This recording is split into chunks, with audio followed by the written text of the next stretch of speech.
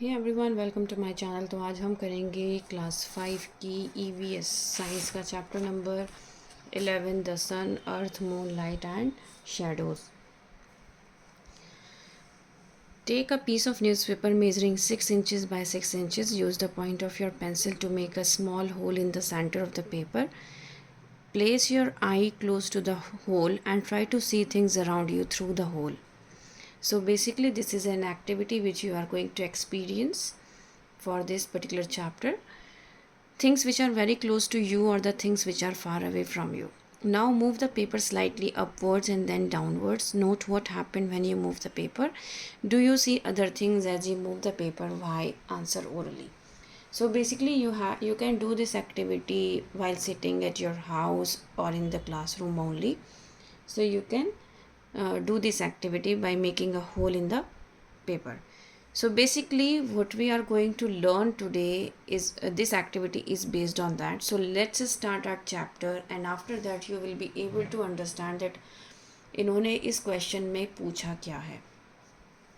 We need light to see things with our eyes. ये हम जानते हैं कि लाइट के बिना हम कोई चीज़ नहीं देख सकते. At night we can not see things in a room unless we switch on the light. ये बात हम जानते हैं. अगर रात को अंधेरा होता है तो हमें क्या करना पड़ता है, स्विच ऑन करनी पड़ती है लाइट, और तभी हम कोई चीज़ देख पाते हैं. We see an object only when the light that falls on it reflects and enters our eyes. So basically reflection का प्रोसेस होता है जब हम किसी भी चीज़ को देख पाते हैं, क्योंकि जब हम लाइट ओपन करते हैं तो लाइट ऑब्जेक्ट पर पड़ती है और वो रिफ्लेक्ट होकर हमारी आइज़ पे आती है, जिसकी वजह से हम उस पर्टिकुलर ऑब्जेक्ट को देख पाते हैं. The sun, a source of light. The sun is a star. Sun एक स्टार है. इसको हम प्लैनेट के रूप में नहीं जानते हैं, ये आपको पता होना ज़रूरी है. It produces heat and light all the time. We are able to see objects during the day because of sunlight. तो हम किसी भी ऑब्जेक्ट को देख सकते हैं दोपहर में या दिन के टाइम में जब तक सन होता है, क्योंकि सनलाइट होती है और वो रिफ्लेक्ट करती है. So the sun is millions of kilometers away from us, yet its light reaches the earth. This proves that light travels from one place to another. अब सन हमारे आसपास तो है नहीं, और सन बहुत ज़्यादा गर्म होता है क्योंकि ये हमें हीट भी प्रोवाइड करता है. अगर आप धूप में थोड़ी देर बैठ जाओ तो आपको गर्मी लगती है, राइट. और ये हमें लाइट भी प्रोवाइड करता है. हम सन की रोशनी में दिन में घर से बाहर निकलते हैं, सब चीज़ें देख पाते हैं. उसके लिए हमें अपने घर की लाइट्स ऑन करने की ज़रूरत नहीं होती. अगर सनलाइट आ रही है so that is enough for us. So that means sun हमसे कितने मिलियंस ऑफ किलोमीटर दूर है और उसके बाद भी वो हम तक लाइट पहुंचाता है, हीट पहुंचाता है. तो इसका मतलब ये है कि लाइट जो है वो ट्रैवल करती है एक जगह से दूसरी जगह पर. Now let's talk about moon. Moon is the brightest object in the night sky, but it does not have light of its own. ये तो आपको पता होना चाहिए कि मून जो है वो ब्राइटेस्ट ऑब्जेक्ट है स्काई में, क्योंकि हम अर्थ से खड़े होकर उस मून को देख पाते हैं, लेकिन इसकी वो अपनी लाइट नहीं होती है. वो क्या करता है, मून जो सन की लाइट उसको ऊपर पड़ रही होती है वो उसी को क्या करता है, उसी की वजह से वो अपीयर होता है, हम देख पाते हैं. ठीक है. So the moon appears bright because light from the sun falls on it. तो अगर यहाँ पर हमारे पास हम मून देख पा रहे हैं तो दूसरी तरफ जो दूसरा हिस्सा है अर्थ का, वहाँ पर सुबह हो रही है, राइट. तो इस तरीके से क्या होता है, दिन रात का ये जो चक्र है ये चलता रहता है. और हम कहते हैं कि हम मून देख पाते हैं तो वो सन की जो रेज़ हैं वो मून पर पड़ती हैं, जिसकी वजह से हम मून को देख पाते हैं. सो मून क्या है, अर्थ की एक नेचुरल सैटेलाइट है. It revolves around the earth. It also rotates on its own axis. ये अर्थ के चारों तरफ भी घूमता है और अपने एक्सिस पे भी क्या करता है, रोटेट करता है. As the moon revolves around the earth on some nights we see the full bright side of the moon. क्योंकि अब ये क्वेश्चन पूछा जा सकता है कि ये अपनी एक्सिस पे रोटेट करता है तो फिर हम अलग अलग फेजेस क्यों देखते हैं मून के. तो आपको ये आंसर करना है कि ये अपनी एक्सिस पे तो रोटेट करता है, उसके साथ साथ ये अर्थ के चारों तरफ भी रिवॉल्व करता है. ठीक है. इसी वजह से हम हर दिन एक नया रूप देखते हैं मून का। आपने देखा होगा बहुत क्रिसेंट मून भी होता है, बिल्कुल पतला सा मून है ना, ऐसे करके बिल्कुल पतला सा होता है, फिर थोड़ा सा बड़ा हो जाता है, फिर थोड़ा सा बड़ा हो जाता है, और ऐसे ऐसे करके बड़ा होता रहता है, और फिर उसके बाद एक फुल मून हमें दिखाई देता है। ठीक है। So but on most nights only a portion of the bright side of the moon is visible, that is why we see different phases of the moon. So basically हम ये जो size देख रहे हैं, ये साइज़ चेंज नहीं हो रहा है, मून तो सर्कल ही शेप में है, लेकिन जितनी लाइट उस पर पड़ रही है सन की, उतना वो पार्ट हमें दिखाई देता है, उतनी ब्राइट साइड हमें दिखाई देती है। अगर मैं कह रही हूँ मुझे इतनी साइड दिखाई दे रही है, तो दैट मीन्स इतने ही पार्ट पे वो सन की लाइट पड़ रही है। अगर मुझे इतनी दिखाई दे रहा है पार्ट, तो दैट मीन्स इतने ही पार्ट पे सन की लाइट पड़ रही है, इसलिए मुझे इतना पार्ट सन का मून का दिखाई दे रहा है।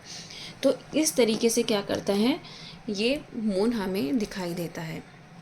Now light travels in a straight line.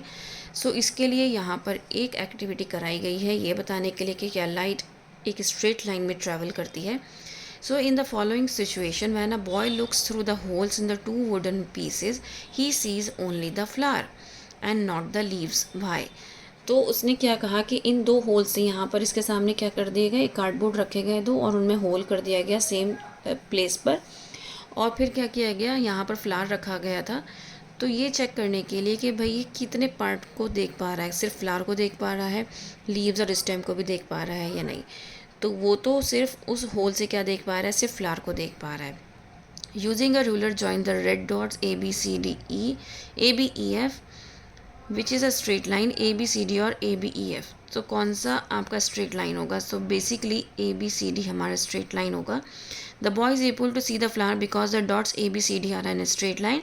The boy is not able to see the leaves because the dots ABEF are not a straight line।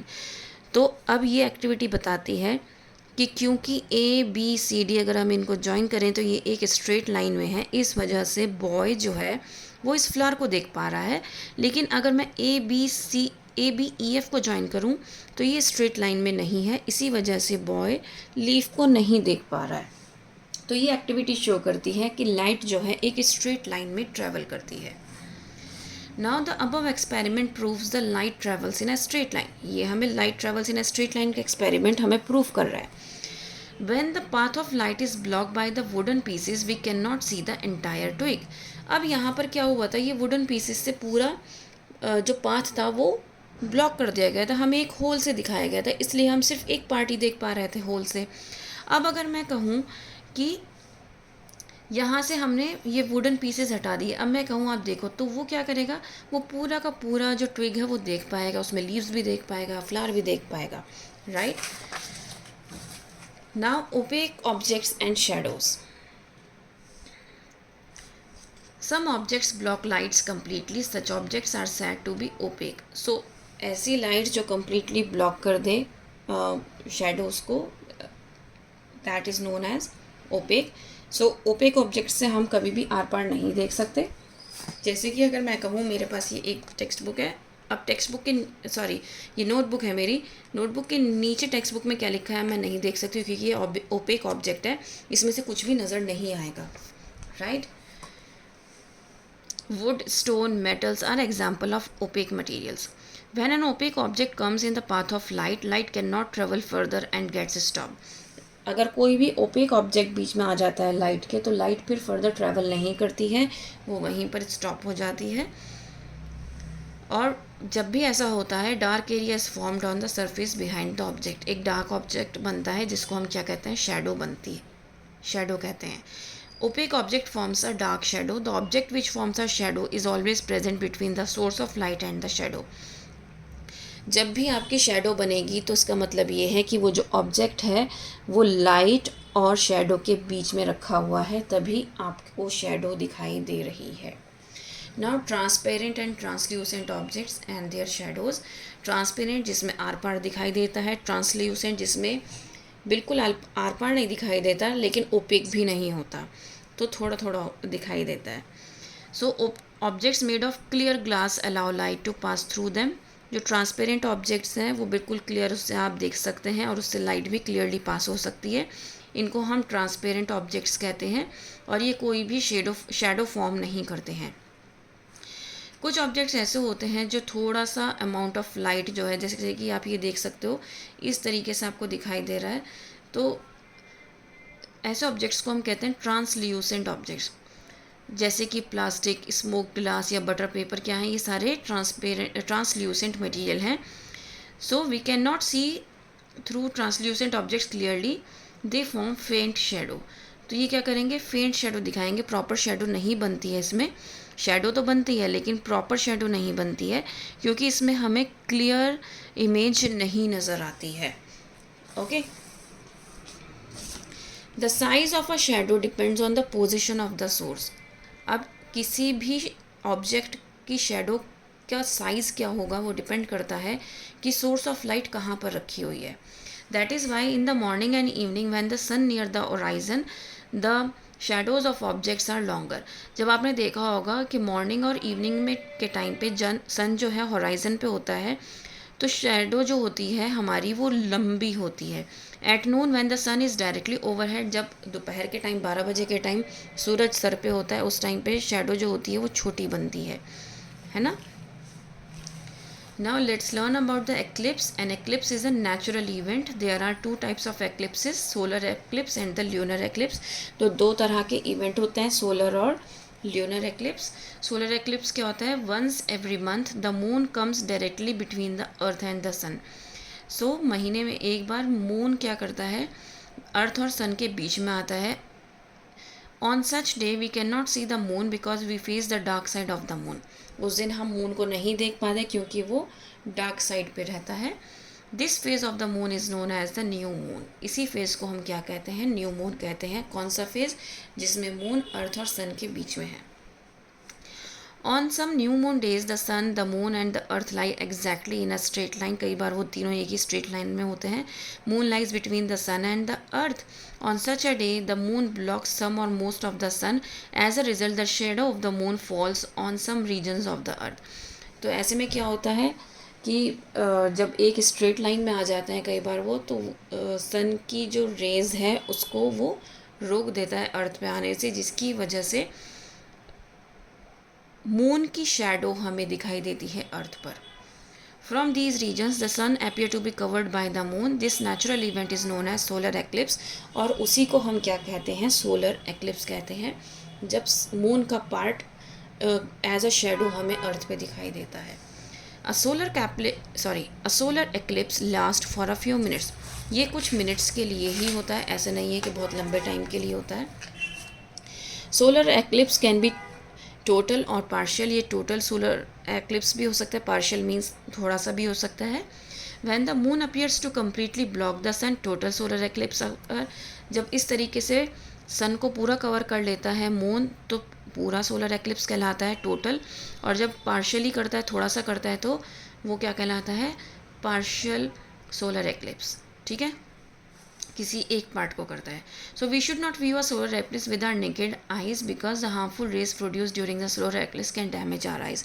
तो हम अपनी आइज से नहीं देख सकते हैं नेकेड आइज से, तो क्योंकि इसमें उस टाइम पे बहुत सारी हार्मफुल रेज रिलीज़ हो रही होती हैं जो हमारी आइज़ को डैमेज कर सकती हैं।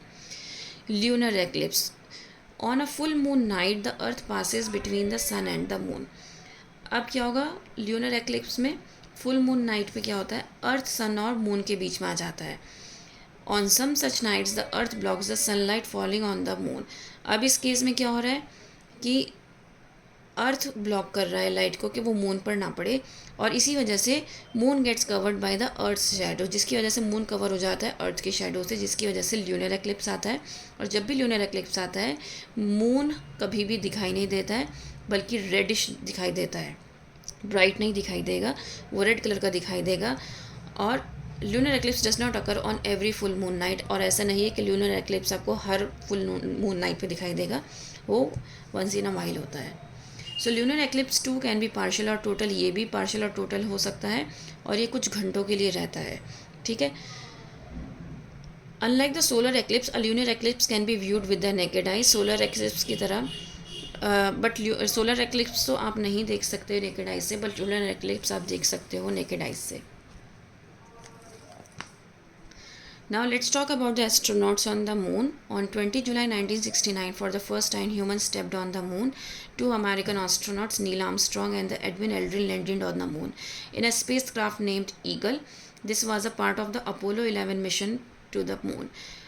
Michel Collins flew the Apollo 11 command module. So ये आपको उसके बारे में बताया गया है कि पहले मून पर दो अमेरिकन एस्ट्रोनॉट्स से उन्होंने स्टेप अप किया था. That is Neil Armstrong and Edwin Aldrin. We know very well. ठीक है ना. और ये कब हुआ था? 20 जुलाई 1969. उनका जो मिशन था वो कौन था? अपोलो 11 मिशन था, जिसमें वो क्या कर रहे थे? इस मिशन के तहत वो मून पर गए थे. ठीक है. मून इसको क्या कहते हैं, उस स्पेसक्राफ्ट का नाम क्या था? ईगल था, जिससे वो गए थे.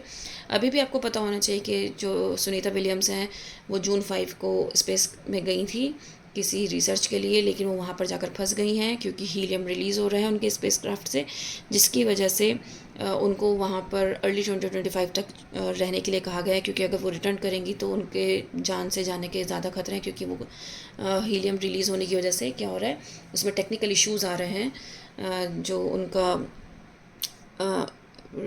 इंजन था जिसमें वो गए थे, एयरक्राफ्ट था. सो बेसिकली इसी वजह से वो वहाँ पर अभी तक स्टक हैं. तो इस तरह की जो जनरल नॉलेज है वो आपको पता होनी बहुत ज़रूरी है. Now let's talk about the mind map. हमने इस चैप्टर में क्या पढ़ा? हमने ऑब्जेक्ट्स के बारे में पढ़ा, ओपेक, ट्रांसपेरेंट एंड ट्रांसल्यूसेंट. हमने एक्लिप्सिस के बारे में पढ़ा, lunar eclipse and solar eclipse के बारे में. सो ये बहुत अच्छा तरीका होता है समझने के लिए माइंड मैप. उम्मीद करती हूँ आपको समझ में आया होगा. Please like, share and subscribe. That's all. Thank you.